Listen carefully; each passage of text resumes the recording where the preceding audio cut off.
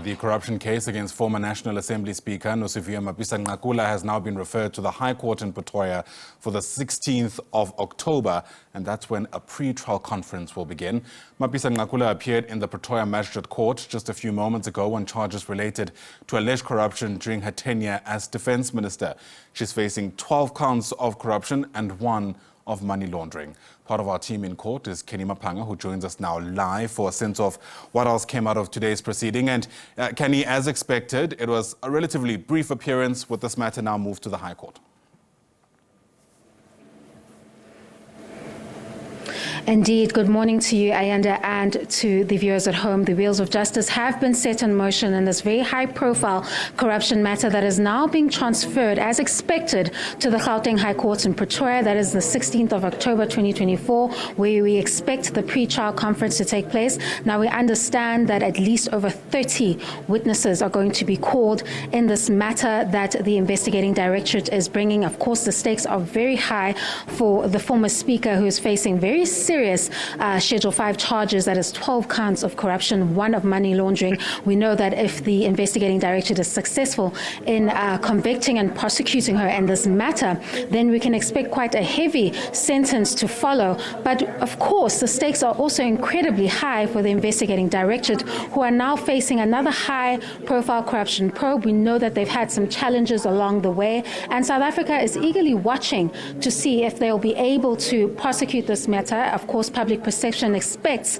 that they will see a result in this matter, but I am joined by Advocate Bheki Manyati now of the investigating director to elaborate further on this high-profile matter and the kind of pressure the public lens is giving upon the investigating directorate. We know you've had a number of challenges. Of course, the NPA is doing its work in prosecuting some of these corruption probes and these high-level crimes. However, there is a lot of pressure from the nation wanting to see these very high-profile matters involving high-profile individuals being brought to book. So the stakes are extremely high for you in this case of the former Speaker Nosiviwe Mapisa-Nqakula, keeping in mind that her counsel has already alleged that the state's case in this matter is quite weak when they tried to challenge the imminent arrest earlier this year. Yes. Well, let me speak as the prosecutor, an individual who makes decisions. For me, as a prosecutor who's prosecuted various matters, people from the so-called informal settlements, Mjondolo, people from the suburbs. So for me, when I make a decision, there's no such thing as a high-profile matter, as in the suspect or the person. I consider the evidence, that's it.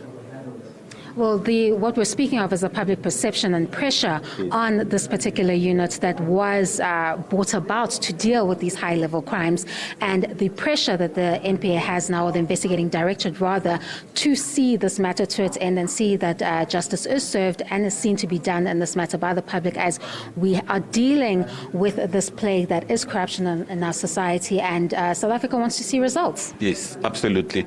Let me speak about this particular case that I'm handling. As I said at the bail application stage, there is a case. Remember, the threshold in terms of law of enrolling a matter is minimal. So there is a case.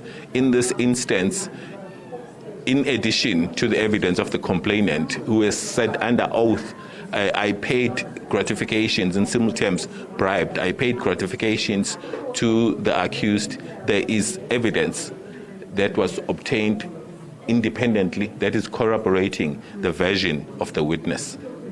Is that also the star witness you were talking about among the over 30 witnesses that you expected to call in this corruption trial? Star in the sense that she is the one who is saying, I was asked for bribes and I paid them. So if star means that, yes, she's the main witness, absolutely. And just to clarify, how many witnesses are you expected to call, and what kind of witnesses can we expect in this corruption trial? I know, appreciating the fact that you can't reveal too much at this stage. However, what kind of case are we looking at? In addition to the complainant, the witness who says, I paid the monies, remember that a search was conducted at the premises of the accused after we obtained a search warrant from the magistrate. Certain evidence was seized there, which is relevant to the claims made by the complainant. We've also done financial flows Remember, when you deal with a matter involving payments, it helps to do financial flows. We've done that. So yeah, there's other evidence corroborating, which I'm not going to disclose at this stage. And lastly, how confident are you as the investigating directorate, rather, that you will successfully convict or prosecute this matter? Let me speak as an individual. In my experience, I'm always objective, and I will not enroll a matter unless it meets the minimum threshold of enrolling it. So all I'm willing to tell the public is that there is a case on the basis of which it warrants enrollment, and in respect of which it must go to trial and be adjudicated independently by a judge.